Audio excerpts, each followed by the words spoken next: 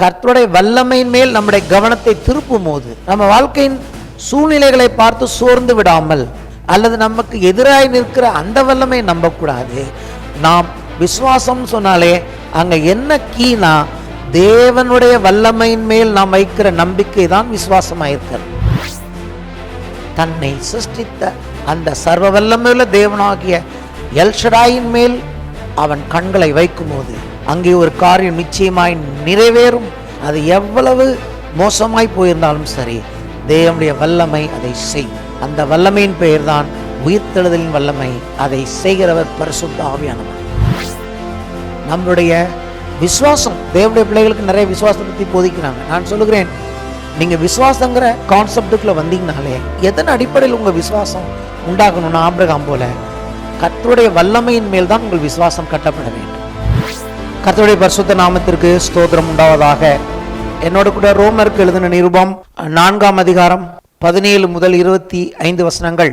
அநேக ஜாதிகளுக்கு உன்னை தகப்பனாக ஏற்படுத்தினேன் என்று எழுதியிருக்கிறபடி அவன் தான் விசுவாசித்தவருமாய் மரித்தோரை உயிர்ப்பித்து இல்லாதவைகளை இருக்கிறவைகளைப் போல் அழைக்கிறவருமாயிருக்கிற தேவனுக்கு முன்பாக நம் எல்லாருக்கும் தகப்பனானான். உன் சந்ததி இவ்வளவாயிருக்கும் என்று சொல்லப்பட்டபடியே தான் அநேக ஜாதிகளுக்கு தகப்பனாவதை நம்புகிறதற்கு ஏதுவில்லாதிருந்தும், அந்த இடத்துல முடிஞ்சா பென்சில் அண்டர்லைன் பண்ணுங்க, நம்புகிறதற்கு ஏதுவில்லாதிருந்தும் அதை நம்பிக்கையோடு விசுவாசித்தான். அவன் விசுவாசத்தில் பலவீனமாயிருக்கவில்லை. அவன் ஏறக்குறைய 100 வயதுள்ளவனாயிருக்கும் போது தன் சரீரம் செத்து போனதையும், அங்க அண்டர்லைன் பண்ணணும், செத்து போனதையும், சாராளுடைய கர்ப்பம் செத்து போனதையும் அண்டர்லைன் பண்ணணும், எண்ணாதிருந்தான். தேவனுடைய வாக்கு தத்தத்தை குறித்து அவன் அவிசுவாசமாய் சந்தேகப்படாமல் தேவன் வாக்குத்தத்தம் பண்ணினதை நிறைவேற்ற வல்லவராயிருக்கிறார் என்று அண்டர்லைன் பண்ணணும். முழு நிச்சயமாய் நம்பி தேவனை மகிமைப்படுத்தி விசுவாசத்தில் வல்லவனானான். ஆகையால் அது அவனுக்கு நீதியாக எண்ணப்பட்டது. அது அவனுக்கு நீதியாக எண்ணப்பட்டது என்பது அவனுக்காக மாத்திரமல்ல, நமக்காகவும் எழுதப்பட்டிருக்கிறது. நம்முடைய கர்த்தராகிய இயேசுவை மரித்தோரிலிருந்து எழுப்பினவரை விசுவாசிக்கிற நமக்கும் அப்படியே எண்ணப்படும். அவர் நம்முடைய பாவங்களுக்காக ஒப்பு கொடுக்கப்பட்டும் நாம் நீதிமான்களாக்கப்படுவதற்காக எழுப்பப்பட்டும் இருக்கிறார். ஆமென், ஹல்லேலூயா. விசுவாசத்தை குறித்து நான் போதித்து வருகிறேன். போன வாரத்தில் ஆபிரகாமின் விசுவாசத்திற்கு அடிப்படையாக இருந்த, நங்கூரமாக இருந்த 2 காரியங்கள் விளக்கமாக நான் சொன்னேன். அந்த 2 காரியங்களை மட்டும் சொல்லிட்டு தொடர விரும்புகிறேன். 2 காரியங்கள் என்ன? 1, தேவன் இல்லாதவைகளை இருக்கிறவைகளை போல் அழைக்கிறவர். அதாவது அது எதை காண்பிக்கிறது? தேவனுடைய சிருஷ்டிப்பை காண்பிக்கிறது. ஆதியில் தேவன் வானத்தையும் பூமியும் சிருஷ்டித்தார். பூமியானது ஒழுங்கின்மையும் வெறுமையுமாய் இருந்தது. ஆழத்தின் மேல் இருள் இருந்தது. ஆவியானவர் ஜலத்தின் மேல் அசைவாடி கொண்டிருந்தார். தேவன் வெளிச்சம் உண்டாக கடவுது என்று சொன்னார். வெளிச்சம் உண்டாயிற்று. This is the principle of creation. இப்படிதான் தேவன் எல்லாவற்றையும் சிருஷ்டிக்கிறார். அவருடைய வார்த்தை சிருஷ்டிக்கிறது என்று வேதம் சொல்லுகிறது. ஹல்லேலூயா. அப்போ ஆபிரகாமின் விசுவாசத்தின் முதலாவது காரியம் என்ன? அவர் இல்லாதவைகளை இருக்கிறவைகள் போல அழைக்கிற தேவன். அடுத்த காரியம் என்ன? மரித்தோரை உயிர்ப்பிக்கிற தேவன். மரித்தோரை உயிர்ப்பிக்கும் வல்லமை அவரிடத்தில் இருக்கிறது.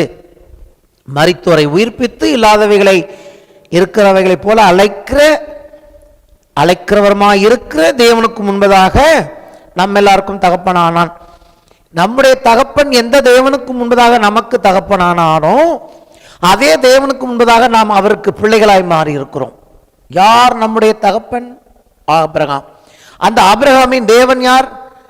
எப்படிப்பட்ட தேவனை நம்முடைய தகப்பன் விசுவாசித்தார் என்று சொன்னால் அவருடைய குவாலிஃபிகேஷன் என்ன? அவர் எப்படிப்பட்டவர்? அவர் மரித்தோரை உயிர்ப்பித்து இல்லாதவைகள் இருக்கிறவைகள் போல அழைக்கிற தேவன். ஆனா என்ன பிரச்சனைன்னு கேட்டீங்கன்னா, கர்த்தர் சொன்னதுக்கும் என்ன சொன்னார்? இங்க எழுதி, உன் சந்ததி இவ்வளவாயிருக்கும் என்று சொல்லப்பட்டபடியே. எப்ப உனக்கு உன்னுடைய சந்ததி இவ்வளவா இருக்கும்னு ஆண்டவர் பூமியை பார்த்து சொல்லல. பூமியில் இருக்கிற யாராவது ஒரு குறிப்பிட்ட மனிதர்களை காண்பித்து அவர்களுடைய சந்ததியை போல உன்னை நான் மாற்றுவேன் என்று தேவன் சொல்லலை. இந்த நாட்கள் எவ்வளோ பேர் இருந்திருப்பாங்க இல்லையா? ஆபிரகாமை பார்த்தா, ஆபிரகாமே உன் சந்ததி இவ்வளவா இருக்கும்னு சொல்லி கீழே காட்டல. பூமியில் இருக்கிறவைகளை எதையாவது ஒன்றை காட்டி, யாராவது ஒரு வம்சத்தை காட்டி, யாராவது ஒரு மனுஷனை காண்பித்து அவங்களை ஆசீர்வதித்து போல உன்னை ஆசீர்வதிப்பேன் தேவன் சொல்லலை. தேவன் வானத்தை காண்பித்தார், பரலோகத்தை காண்பித்தார், மேலானவைகளை காண்பித்தார். எப்படி காண்பித்தார்னா வானத்து நட்சத்திரங்களை காண்பித்தார். வானத்தில் உள்ள இந்த நட்சத்திரங்களை ஒருவனால் எண்ணக்கூடும் என்று சொன்னால், ஆபிரகாமே உன் சந்ததி இவ்வண்ணமாக இருக்கும் என்று சொன்னார். சொன்னதுக்கும் சூழ்நிலைக்கும் கொஞ்சம் கூட சம்பந்தமே இல்லை. அங்கதான், அதனால தான் அப்படி எழுதியிருக்கிறது. நம்புகிறதற்கு ஏதுவே கிடையாது. கர்த்தர் சொன்னதை ஆபிரகாம் நம்புறதுக்கு எந்த சூழ்நிலையும் இல்லை. இன்னும் சொல்ல போனா சூழ்நிலை முரண்பாடாக இருந்தது. இன்னும் சொல்ல போனா ஆங்கில வேதாகமத்தில் எப்படி எழுதிருக்கா, சூழ்நிலை கர்த்தர் சொன்னதுக்கு எதிராக இருந்துச்சு. எத்தனை பேருக்கு தெரியுது, கர்த்தர் உங்களுக்கு ஒன்று சொன்னார்னா உங்க சூழ்நிலை அதுக்கு எதிராக இருந்தால் எப்படி எதிராக இருக்குன்னு கேட்டீங்கன்னா ஒரு எதிரியை போல நிற்குது.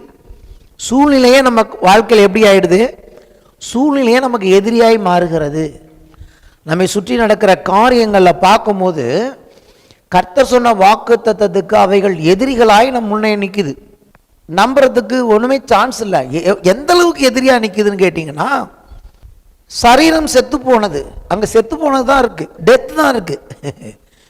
அந்த சூழ்நிலை எந்த அளவுக்கு எதிரிடையாக நின்றுதுன்னா அதுக்கு உதாரணம் என்ன, உதாரணம் இல்லை, உண்மை அது என்ன, அவனுடைய சரீரம் செத்து போனது. செத்து போனதா ஆபிரகாம் இன்னும் மறிக்கலை, அங்கே ஒன்றும் ஆக்ஷனே கிடையாது. ஆல்மோஸ்ட் அவர் 100 வயதாயிடுச்சு, கிட்டத்தட்ட அவருக்கு மரணம் சமீபமாக இருக்கிறது இல்லையா? சரீரம் செத்து போனதுனா என்ன அர்த்தம், வயதாகிறது, முதிர் வயதாகிடுறாங்கன்னா அவங்களுடைய எக்ஸ்பெக்டேஷன் என்ன, அதுக்கப்புறம் அவங்கள வச்சு ஏதாவது செய்யணும்னு நம்ம நினைக்கிறோமா? ஒருத்தவங்களுக்கு வயசு முதிர்ந்து போச்சு, அவங்க தள்ளாட ஆரம்பிச்சாலும் நம்ம அடுத்த நம்மளுடைய எக்ஸ்பெக்டேஷனை எப்போ செத்துருவாங்க, இவங்களுக்கு என்னத்தை அடுத்து செய்யணும், எப்படி இவங்களுக்கு அடக்க ஆராதனை பண்ணலாம் அப்படிங்கிறதா நம்முடைய ஐடியா. அப்படிதான் இருந்தார் ஆபிரகாம். சரீரம் செத்து போனவர். சரீரம் செத்து போனதில்லை, மனைவியின் கர்ப்பமும் செத்து போனது. எல்லாமே அங்கே கர்த்தர் சொன்ன அந்த வாக்கு தத்தத்துக்கு சூழ்நிலை எப்படி இருந்துச்சுன்னு கேட்டிங்கன்னா ஒரு எதிரி போல நின்னுது. நீ நம்பிடுவியா, நீ விசுவாசிச்சிருவியா, ஒரு கை பார்க்குறேன் உன்னை அப்படிங்கிற மாதிரி சூழ்நிலை எனக்கு இருந்துச்சு. இன்றைக்கும் நான் சொல்லுகிறேன், தேவனுடைய பிள்ளைகளே, கர்த்தர் மேல் நீங்கள் நம்பிக்கையும் விசுவாசமும் வைக்கும் போது உங்களுடைய சூழ்நிலைகள் உங்களுக்கு ஒரு எதிரியை போல, அன்னைக்கு இந்த கோலியாத்து நின்னது போல நின்று கொண்டு யார் என்ன செய்ய முடியும் அப்படின்னு நின்னா. அன்னைக்கு தாவீது என்ன பண்ணினான், தன்னுடைய விசுவாசத்தை காண்கிற அந்த கோலியாத் என்கிற அந்த அரக்கன் மேலே, அவன் மேலே வைக்கல, கர்த்தருடைய நாமத்தின் மேல், கர்த்தருடைய வெள்ளம் மேலே வச்சு ஒரு கூழாங்கல் எடுத்து அடித்து அவனை தீர்த்து கட்டிட்டான்னு பார்க்குறோம். ஹல்லேலூயா. அப்போ சூழ்நிலைகள் கோலியாத்து போல, சூழ்நிலைகள் ஆபிரகாமின் செத்த சரீரம் போல நம்முடைய வாழ்க்கையில் காணப்படும் போது நாம் சார்ந்து கொள்ள வேண்டியது எது என்பதை இந்த வேத பகுதி நமக்கு காண்பிக்கிறது. சூழ்நிலை, அப்படிப்பட்ட சூழ்நிலை நாம் சார்ந்து கொள்ள வேண்டியது என்ன அப்படின்னு கேட்டிங்கன்னா இங்கே அதுக்கு பதில் இருக்குது.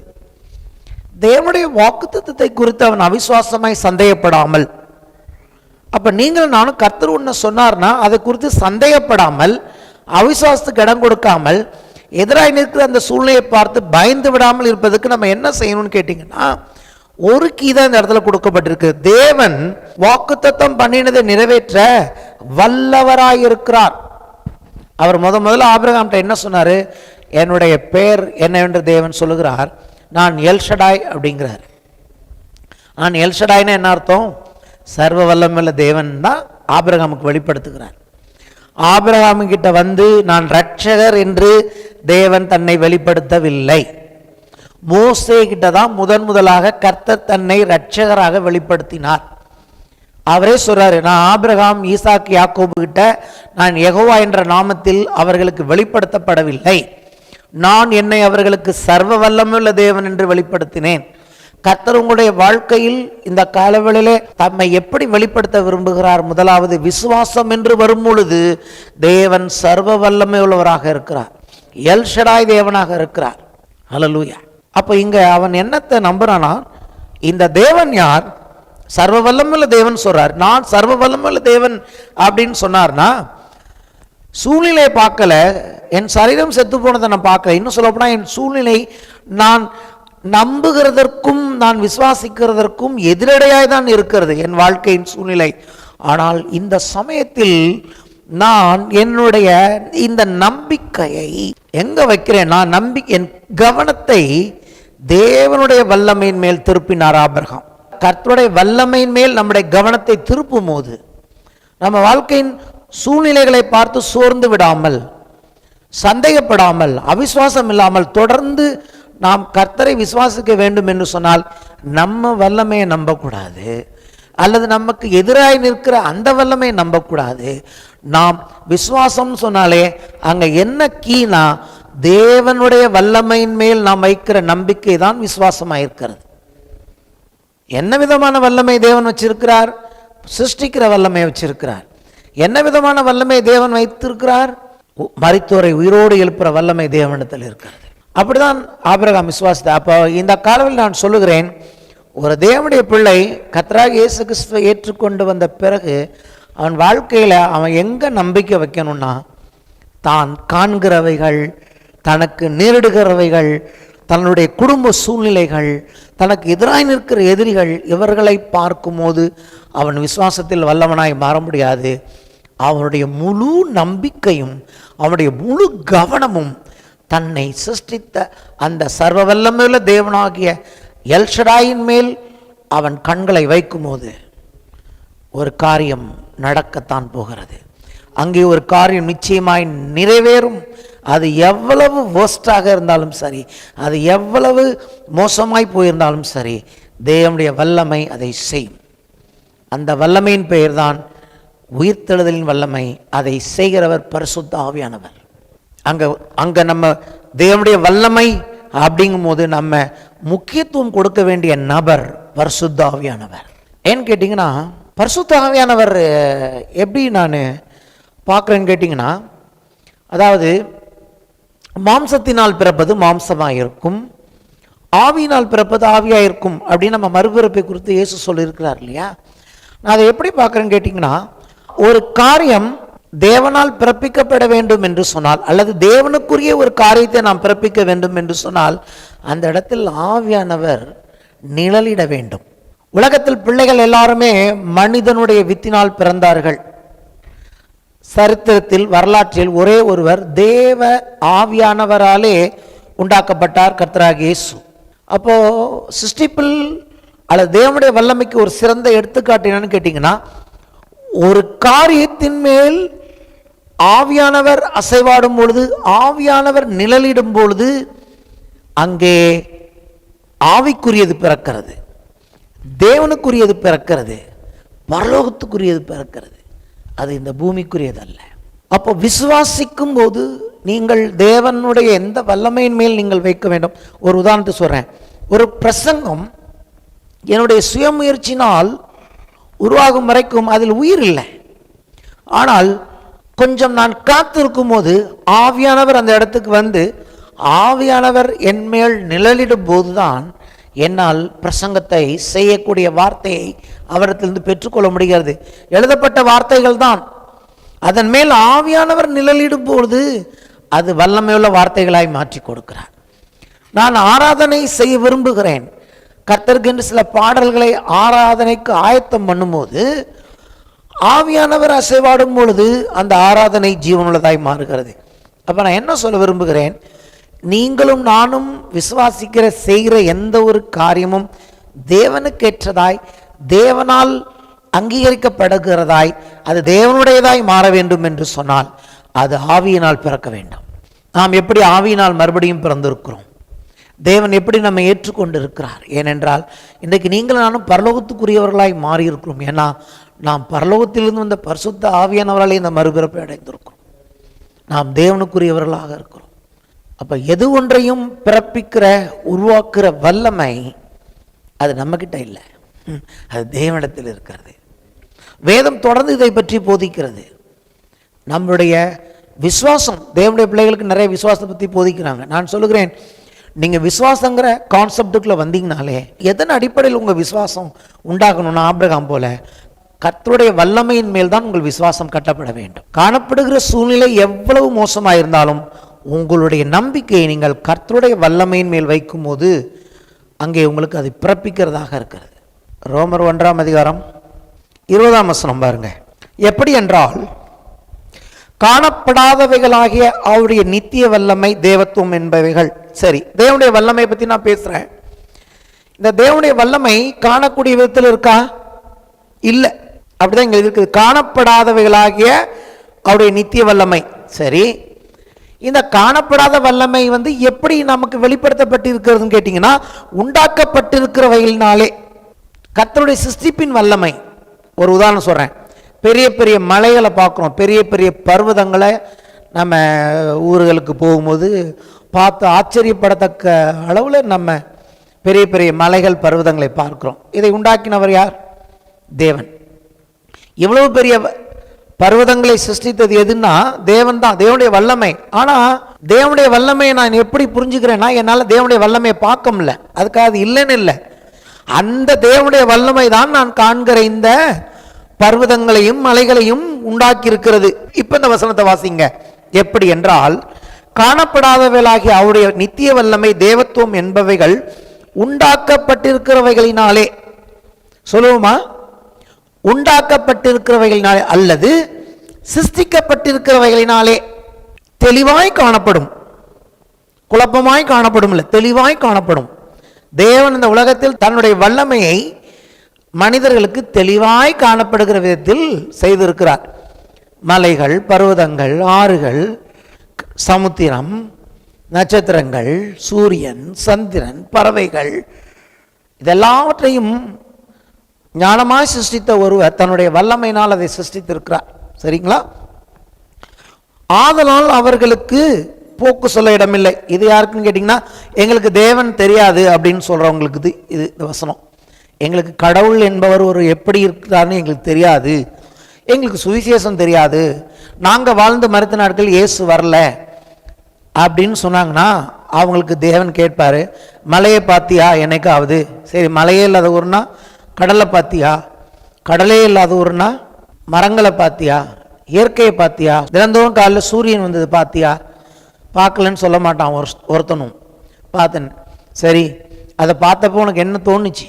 காணப்படுகிற இப்படிப்பட்ட காரியங்களை ஒருவர் சிருஷ்டித்திருக்க வேண்டும் என்று உனக்கு தோணவில்லையா? அப்படிதான் தேவன் கேட்பார். சரிங்களா? அப்போ எதுக்கு நான் சொல்ல வரேன், விசுவாசம் அப்படின்னாலே தேவனுடைய வல்லமை தான் அங்கே இருக்கிறது. தேவனுடைய வல்லமை எப்படி தேவன் அந்த வல்லமையை வெளிப்படுத்தியிருக்கிறார்? இல்லாதவைகளை இருக்கிறவை போல் அழைத்து வெளிப்படுத்தியிருக்கிறார். கிறிஸ்தவ ஜீவியம் என்பது காணப்படுகிற எந்த காரியத்தின் மேல நம்பிக்கை வைக்கிறது கிடையாது. இன்னைக்கு மனுஷங்க இன்னைக்கு இருப்பாங்க, நாளைக்கு இருக்க மாட்டாங்க. மனுஷங்க இன்னைக்கு உங்களை சப்போர்ட் பண்ணுவாங்க, நாளைக்கு சப்போர்ட் பண்ண மாட்டாங்க. இன்னைக்கு உங்களோட உட்காந்து சேர்ந்து சாப்பிட்டுட்டு இருப்பாங்க, நாளைக்கு உங்களை விட்டு போயிடுவாங்க. எல்லாமே மாறி போயிடும். ஆனால் தேவனுடைய வல்லமை என்றென்றும் நம்மோடு இருக்கிறது. ஒரு தேவனுடைய பிள்ளை ஸ்ட்ராங்காக உறுதியாக இருக்கணும்னா அவனுக்கு தெரியணும், கர்த்தருடைய வல்லமை என்னோடு இருக்கிறது, கர்த்தருடைய வல்லமையில் நான் வாழ்கிறேன் என்பதை அவன் புரிந்து கொள்ள வேண்டும். அடுத்து 2 கொரிந்தியர் 4ஆம் அதிகாரம் 17-18. மேலும் காணப்படுகிறவைகளை அல்ல, அதான் சொல்றேன், காணப்படுகிறவைகளை அல்ல, மரித்து போனவைகள் அல்ல, சூழ்நிலைகளை அல்ல, கைவிட்ட நபர்களை பற்றி அல்ல, பொருளாதார குறைவுகளை அல்ல. இதெல்லாம் பவுலுக்கு ஏற்பட்டுச்சு. பவுல் எல்லா உபத்திரவங்களையா போனார். முதல் வசனம் வாசி பாருங்க, அதுக்கு தான் சொல்றாரு, ஆனபடினாலே நாங்கள் சோர்ந்து போகிறதில்லை. அப்போஸ்தலர்கள் சோர்ந்து போகிறதில்லை. ஏன் சோர்ந்து போகலாம்? அவங்களுக்கு ஒன்றும் பிரச்சனை வர்றதில்லைன்னு அர்த்தம் இல்லை. பிரச்சனை வந்தாலும் நாங்கள் சோர்ந்து போகிறதில்லை. ஏன்னா எங்கள் புறம்பான மனுஷன் அழிந்தும் உள்ளான மனுஷனானது நாளுக்கு நாள் புதிதாக்கப்படுகிறது. காணப்படுகிறவைகள் அல்ல, காணப்படாதவைகளை நோக்கி இருக்கிற நமக்கு அதி சீக்கிரத்தில் நீங்கும் லேசான நம்முடைய உபத்திரவம் மிகவும் அதிகமான நித்திய கனமகிமை உண்டாக்குகிறது. இவர் சொல்றாரு, நாங்கள் பார்த்துட்டு இருக்கிறது இந்த பிரச்சனைகள் அல்ல, உபத்திரவத்தை அல்ல, காணப்படாத தேவனுடைய வல்லமையை நாங்கள் விசுவாசித்திருக்கிறோம். அந்த வல்லமை என்ன பண்ணுகிறது? எங்களை உள்ளான மனிதனில் நாளுக்கு நாள் புதிதாக்குறது. உபத்திரவத்தை நாங்கள் வேற மாதிரி பார்க்குறோம். எப்படின்னு கேட்டிங்கன்னா, அந்த உபத்திரவம் எங்களை அழிக்க முடியாது, அதுக்கு பதில் இந்த உபத்திரவம் எங்களுக்கு மகிமையை கொடுக்கறதாக தேவன் மாற்றுகிறார். கர்த்தருடைய வல்லமை என்ன செய்யுது? என்னுடைய வாழ்க்கையில் நான் அனுபவிக்கிறவைகளையே எனக்கு மகிமையாய் மாற்றி கொடுக்கிற வல்லமையாக இருக்கிறது அப்படின்னு சொல்றேன். ஏனெனில் காணப்படுகிறவைகள் அநித்தியமானவைகள், காணப்படாதவைகள் நித்தியமானவைகள். தேவன் நித்தியமானவர். அவருடைய வல்லமை எல்லா காலங்களிலும் செயல்படுது. ஆதி முதல் இதுவரைக்கும் தேவனுடைய வல்லமை செயல்பட்டு கொண்டு இருக்கிறது. ஆகவே அப்போஸ்தலர்களானாலும் சரி, தீர்க்கதரிசிகளானாலும் சரி, விசுவாசிகளானாலும் சரி, நாம் காணப்படுகிறவைகளை அல்ல. ஆபிரகாம் காணப்படுகிறத சூழ்நிலை பார்த்தா அவருக்கு எதிராக நின்றுச்சு. ஆனால் அவர் அதை பார்க்கல. அவருடைய நம்பிக்கை எடுத்து, அவருடைய கண்களை எடுத்து கர்த்தருடைய வல்லமையின் மேலே வச்சார். ரொம்ப ஈஸி விசுவாசம். விசுவாசம் எளிமையானது. எப்பன்னு கேட்டிங்கன்னா, தேவனுடைய வல்லமையின் மேல் நம்ம நம்பிக்கை வைக்கும் போது விசுவாசம் எழுது. ஆனால் தேவனுடைய வல்லமையை தவிர பணத்து மேலேயோ, மனுஷங்க மேலேயோ, ஆதரவு மேலேயோ, எது மேலேயுமே except the power of God, தேவனுடைய வல்லமை தவிர எது ஒன்று மேலே நீங்கள் உங்கள் நம்பிக்கையை கண்களை வச்சாலும் உங்கள் விசுவாசம் உங்களுக்கு பலன் கொடுக்காது. அப்போ நான் புரிஞ்சுக்கிட்டது என்னன்னு கேட்டிங்கன்னா, ஆபிரகாம் எக்ஸாக்டாக எப்போதுமே அவருடைய நம்பிக்கை தேவனுடைய வல்லமையின் மேல் வச்சிருந்தார். தேவனுடைய வல்லமையின் மேல் தான் அவர் நம்பிக்கையை வச்சிருந்தாருங்கிறதுக்கு என்ன ஆதாரம்னா, என்ன செய்வாங்க? இப்போ நீங்கள் நானும் இருக்கோம். நம்முடைய நம்பிக்கையை தேவனுடைய வல்லமையில் மட்டும் நாம் வைக்கிறவர்களாக இருந்தால் என்ன செய்வோம்? தேவனை துதித்து ஸ்தோத்திரம் பண்ணி நாம் விசுவாசத்தில் வல்லவர்களாய் மாறுவோம். தேவனை மகிமைப்படுத்துவோம். ஆபிரகாமோடு தேவனுக்கு உறவு இருந்தது போல உங்களுக்கும் எனக்கும் தேவனோடு ஒரு நல்ல உறவு இருக்கும், ஐக்கியம் இருக்கும். அப்படிதான் எழுதி இருக்கிறது. அவர் வல்லவராய் இருக்கிறார் என்று முழு நிச்சயமாய் நம்பி, அப்ப நம்பினாலே அடுத்து என்ன பண்ணுவான்? தேவனை மகிமைப்படுத்த ஆரம்பித்தான். ஹல்லேலூயா. வாழ்க்கையின் ஒவ்வொரு போதும் கர்த்தரை மகிமைப்படுத்தினான். ஒரு உதாரணம் சொல்றேன், என்ன பண்ணாருன்னு. சோதோமின் ராஜா என்ன பண்றார்?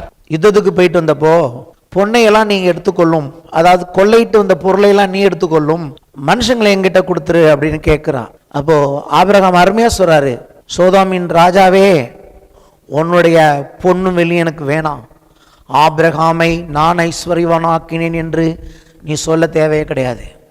வானத்தையும் பூமியும் உண்டாக்கின கர்த்தரிடத்திலிருந்து எனக்கு ஒத்தாசை வரும். கர்த்தர் என்னை ஆசீர்வதிப்பார். என்னுடைய நம்பிக்கையெல்லாம் எப்போதுமே கர்த்தர் மேலே இருக்க வழிய நான் காணப்படுகிற கொண்டாந்து குமிச்சிருப்பாங்க. யுத்தத்துக்கு போயிட்டு வந்தால் அப்படியே கொண்டாந்து குமிச்சிருப்பாங்க. நமக்குன்னா அப்படியே உடனே பார்த்தோன்னே விசுவாசம்லாம் பறந்துருக்கும். கர்த்தராவது விசுவாசமாவது என்னவதோ இது இது போதாதான், இதை வச்சு காலத்தை ஓட்டிடலாம் அப்படின்னு அள்ளிட்டு போயிருப்போம். ஆனால் அவர் அள்ளிட்டு போகல, எடுத்துகிட்டு போனார். எப்பயுமே ஒரு கர்த்தரை ஒருத்தன் விசுவாசிக்கிறான்னா அவனுடைய அடையாளம் என்ன தெரியுமா? அவங்ககிட்ட கொண்டாந்து கொடுத்தா சொல்லுவான், எடுத்துகிட்டு போயிடுன்னு. கர்த்தர் சொல்லாத இதாக கொண்டாந்து நீ எடுத்துகிட்டு போ, எனக்கு இதெல்லாம் வேண்டாம். அப்படி இன்னைக்கு கர்த்தர் லைனில் நிற்க வச்சாருன்னா எத்தனை பேர் நிற்பாங்கன்னு தெரியல. இருக்காங்க, இன்னும் இருக்காங்க, மனிதர்கள் இருக்கிறார்கள். கர்த்தரையே ஆராதிக்கிறவர்கள் இருக்கிறார்கள். கர்த்தருடைய வல்லமையை நம்பும் பரிசுத்தவான்கள் உலகத்தில் இருக்கத்தான் செய்கிறார்கள். ஐ பிலீவ் இருக்கிறார்கள். தேவன் அவர்களை வைத்திருக்கிறார். ஒருவேளை அவர்கள் மறைந்திருக்கலாம், ஆனால் அவர்கள் இருக்கத்தான் செய்கிறார்கள். ஏன்னா காணப்படுகிறதே அல்ல, காணப்படாததை நோக்கி இருந்தார் ஆபிரகாம். அவரை பற்றி இன்னொரு உதாரணம் சொல்றேன். அவர் வீடு கட்டாமல் வாழ்ந்ததுக்கு என்ன சொல்றார் எபிரேய ஆசிரியர்? அவர் தேவன் கட்டி முடிக்க போகிற நகரத்துக்கு காத்திருந்தார் அப்படின்னு. கையில் நிறைய பணம் இருக்கு, நிறைய சம்பத்து இருக்கு, அவர் நினைச்சா பெரிய பெரிய பங்களாஸ் கட்டி இருக்கலாம். ஆனாலும் அவருடைய நம்பிக்கை தேவன் கட்டும் அஸ்திவாரங்குள்ள நகரத்துக்கு காத்திருந்தார். அவருடைய கண்ணு எப்பவும் மேலதான் இருந்துச்சு. அங்கிருந்து ஒரு நகரம் வரப்போகிறது. வரப்போகுதா இல்லையா? இயேசு அதுக்கு போயிருக்காரா இல்லையா? கீழே இல்லை. அதுக்கு சொல்றேன். ஏன்னா தேவன் அவரை ஃபர்ஸ்ட் அவருக்கு சொன்னதே மேலே காமிச்சு சொல்லிட்டு போயிட்டார், இப்படி இருக்கும்னு. அதுலேருந்து எப்போதுமே அவர் என்ன பண்ண ஆரம்பிச்சார்? கீழே பார்க்கல. யாராவது ஆசீர்வதிக்க வந்தா உன்னோடைய எது ஒன்று வேணாம் அப்படின்னு அங்கே பார்த்தாரு. இங்கே வீடு கட்டலான்னு பார்த்தா இல்லை அங்கேருந்து ஒரு வீடு வருது. இயேசு போயிருக்கிறாரா இல்லையா? இயேசு போயிருக்கிறார். பிதாவின் வீட்டில் அநேக வாசஸ்தலங்கள் உண்டு, நான் போய் உங்களுக்காக ஒரு ஸ்தலத்தை ஆயத்தம் பண்ண போகிறேன் அப்படின்னு சொல்லிட்டு போயிருக்கிறாரு. அந்த வீட்டை முடிச்சுட்டு வருவார். ஸோ எப்போதுமே ஆபிரகாமுடைய நம்பிக்கை நாம் பார்க்கும்போது எப்போதும் மேலே இருந்துச்சு. ஆமேன். இப்போதும் புதிய ஏற்பாடு நமக்கு என்ன சொல்லுகிறது? இயேசு எங்கு வீற்றிருக்கிறாரோ பிதாவின் வலது வாரிசத்தில் உள்ளவைகளையே நாடுங்கள் அப்படின்னு இருக்கு. அப்படின்னா என்ன அர்த்தம்? பிதாவின் வலது பாரிசத்தில் உள்ள வேலை நாடுங்கள் அப்படின்னா பூமியில் சும்மா வெறுமையாக கிடங்குன்னு இல்லை. உங்கள் வாழ்க்கையின் ஒவ்வொரு தேவைக்கும் தேவனுடைய வல்லமையின் மேல் விசுவாசம் வையுங்கள். அங்கிருந்து வரட்டும், பிள்ளைகள் மேலேருந்து வரட்டும், திருமணம் மேலேருந்து வரட்டும், உங்களுக்கு நல்ல நண்பர்களை அவர் மேலேருந்து கொடுக்கட்டும், உங்களை நேசித்து உண்மையாய் அன்பு கூறுகிறவர்களை நீங்கள் தெரிஞ்சுக்க வேணாம். ஒரு வசனம் இருக்கிறது, எனக்கு கர்த்தர் காண்பிச்சார் பாருங்க. கர்த்தருடைய ஆசீர்வாதமே ஐஸ்வர்யத்தை தரும், அதோட அவர் வேதனையை கூட்டார். வேதனை இருந்தாலே புரிஞ்சுக்கணும் இது கர்த்தர் கொடுக்கலன்னு. நாம தெரிஞ்சுக்கிற உறவுகள், நாம தெரிஞ்சுக்கிற நண்பர்கள், இது நமக்கு கம்ஃபர்ட் கொடுக்கும்னு நினைக்கிற அநேகம் வேதனையை தான் கொடுக்கும். ஆனால் கர்த்தருடைய வல்லமைக்கு காத்து கர்த்தர் கொடுக்கும் போது கர்த்தர் வேதனையற்றவைகளை கொடுக்கிறார். ஐஸ்வர்யத்தை மட்டும் வேதனை இல்லாமல் கொடுக்கிறவர் அல்ல, எல்லாவற்றையுமே வேதனை இல்லாதவைகளை நமக்கு கொடுக்கிற தேவன். ஏன்னா அது அங்கிருந்து உண்டாகி வருகிறது. பரத்தில் இருக்கிற ஜோதிகளின் பிதாவிடத்திலிருந்து அது இறங்கி வரும்பொழுது அது நல்ல ஈவாக இருக்கும். அது நமக்கு வேதனை கொடுக்காததை கர்த்தர் கொடுக்கிறார் என்று பார்க்கிறோம். இப்போ என்ன இங்கே முக்கியமாக பார்க்கணும் அப்படின்னு கேட்டிங்கன்னா, இந்த வசனத்தில் கர்த்தரை நம்பணும் அப்படின்னா அந்த நம்பிக்கைக்கு என்ன ஆதாரம்? அதுதான் போனாத்தையும் சொல்லிட்டு இருக்கேன். கர்த்தருடைய வல்லமையை நம்புவது தான் விசுவாசம். விசுவாசம் நம்ம எதோ சொல்கிறோம். சரி, இயேசு சொன்னார், எவனாகிலும் இந்த மலையை பார்த்து நீ பெயர்ந்து சமுத்திரத்தில் தள்ளிட்டு போய் என்று சொல்லி தான் சொன்னபடியே ஆகும் என்று தன் இருதயத்தில் சந்தேகப்படாமல் விசுவாசித்தால் அவன் சொன்னபடியே ஆகும். ஏன் மலையை பார்த்து சொன்னா பெயர்ந்து போகணும்னு கர்த்தர் சொல்றாரு? எனக்கு ஆண்டவர் சொல்லி கொடுத்தது இன்னைக்கு காலவேளையில் உங்களுக்கு சொல்றேன். காணப்படுகிற மலை எவ்வளவு பெரிதா இருந்தாலும் அதை உண்டாக்கினவர் யார்? அவருடைய வல்லமை தான் அதை சிருஷ்டித்தது. அப்ப மலையை விட பெருசு தேவனுடைய வல்லமை. என்னுடைய விசுவாசத்தை இந்த மலையின் மேல் நான் வைக்கல, என்னுடைய விசுவாசத்தை நான் தேவ வல்லமையின் மேல் வைத்து பேச ஆரம்பிக்கிறேன். விசுவாசம் நம்பிக்கையின் என்று வரும்பொழுது நான் தேவனுடைய வல்லமையை தான் நான் விசுவாசிக்கிறேன். அப்போ இன்னைக்கு பேச ஆரம்பிக்கிறேன். மலையை பார்த்து பேசுவேன், பிரச்சனையை பார்த்து பேசுவேன், வியாதியை பார்த்து பேசுவேன். அப்படின்னா எந்த அடிப்படையில் பேசுறேன்னா, நான் என்ன பேசுறேங்கிறது அடிப்படையில் நான் எந்த வல்லமையின் மேல் விசுவாசம் வைக்கிறேனோ தேவனுடைய வல்லமையின் மேல் விசுவாசம் வைக்கிறேன். அதாவது விசுவாசம்ங்கிறது என்னன்னு கேட்டீங்கன்னா, விசுவாசம் என்பது நம்பப்படுகிறவைகளின் உறுதியும் காணப்படாதவைகள் நிச்சயம். காணப்படாத தேவனுடைய வல்லமையின் மேல் எனக்கு இருக்கிற நிச்சயம், காணப்படாத தேவனுடைய வல்லமையின் மேல் இருக்கிற எனக்கு உறுதி, அந்த காணப்படாத வல்லமையின் மேல் நான் விசுவாசம் உறுதி உள்ளவனாய் இப்பொழுது மலையை பார்த்து பேசும்போது காணப்படுகிற ரீதியில் இருக்கிற அந்த மலை காணப்படாத தேவனுடைய வல்லமையின் விசுவாசத்தை நான் அனுப்பும் போது அது அங்கிருந்து பேர்ந்து சமுத்திரத்தில் தள்ளுண்டு போகும். இந்த மலை போகுமா அப்படின்னு பார்த்தா அப்போ என்ன அர்த்தம்னா, மலையை தான் பெருசாக பார்க்குறேனே ஒழிய அதை சிருஷ்டித்தவரை நான் பார்க்க தவறுகிறேன். இந்த பிரச்சனை என்னை விட்டு போகுமா, இந்த வியாதி என்னை விட்டு போகுமான்னு நான் பார்க்கும்போது நான் காணப்படுகிறதை தான் பார்க்கிறேனே ஒழிய தேவனுடைய வல்லமையை பார்க்க என் கவனத்தை தவற விடுகிறேன். எப்பொழுது என் கவனத்தை வாழ்க்கை முழுவதும் தேவன் பேரில் வைத்து தேவனை நம்பி தேவனை ஸ்தோத்திரம் பண்ணி துதித்து துதித்து வாழ்க்கையின் ஒவ்வொரு காலகட்டத்திலும் பூமிக்குரியவைகளை நான் தவிர்த்து ஆபிரகாம் போல எப்போதும் மேலேயே அவருடைய வல்லமையின் மேலே என் வாழ்க்கையை நான் வைக்கும் போது திடீரென்று ஒரு நாள் எல்லாம் மாற ஆரம்பிக்கிறது. திடீரென்று ஒரு நாள் மாற ஆரம்பிக்கிறது. செத்துப்போன சரீரம் இளமை அடைகிறது. வயது மாறவில்லை, வாலிபம் மாறினது. உணர்ச்சிகள் சரியாய் வர ஆரம்பிக்கிறது. ஆபிரகாம் பார்க்கிறார், வயது மாறல, ஆனால் வாலிபம் திரும்புகிறது, ஆசை வருகிறது, உணர்வுகளில் ஒரு மாற்றம் வருகிறது. ஒரு வாலிபனுக்குரிய அந்த உணர்ச்சிகள் அவருக்குள் உண்டாகிறதை பார்க்கிறார். திடீரென்று ஒரு நாள் எல்லாம் மாறுகிறது. அப்படியே பார்க்கும்போது சாராளுடைய வாழ்க்கையில் அந்த கர்ப்பம் இப்பொழுது உயிரடைந்து இருக்கிறது. அவர்கள் இணையாமல் அந்த பிள்ளை பெற்றிருக்க முடியாது. இப்படிதான் பேசி ஆகணும், வேற வழி இல்லை. எந்த விருப்பம் மற்ற 2 பேர் வாலிபத்தை அடைந்து விருப்பத்தோடு கூட அவர்கள் இணைந்த பொழுது அந்த அற்புதமான பிள்ளையை அங்கே தேவன் அவர்களுக்கு ஈசாக்கை கொடுத்தார். அப்போ நான் என்ன சொல்ல வருகிறேன், வாக்குத்தத்தத்தின் பிள்ளையவன் மனுஷ முயற்சினால் பிறக்கவில்லை, தேவனுடைய வல்லமையின் பேர் வைத்த விசுவாசத்தினாலே ஆவியானவர் அவர்கள் மேல் அசைவாடி ஆவியானவராலே அவர்கள் பலனடைந்து இந்த பிள்ளையை பெற்றார்கள். அது வாக்குத்தத்தத்தின் பிள்ளை, தேவனுக்குரிய பிள்ளை.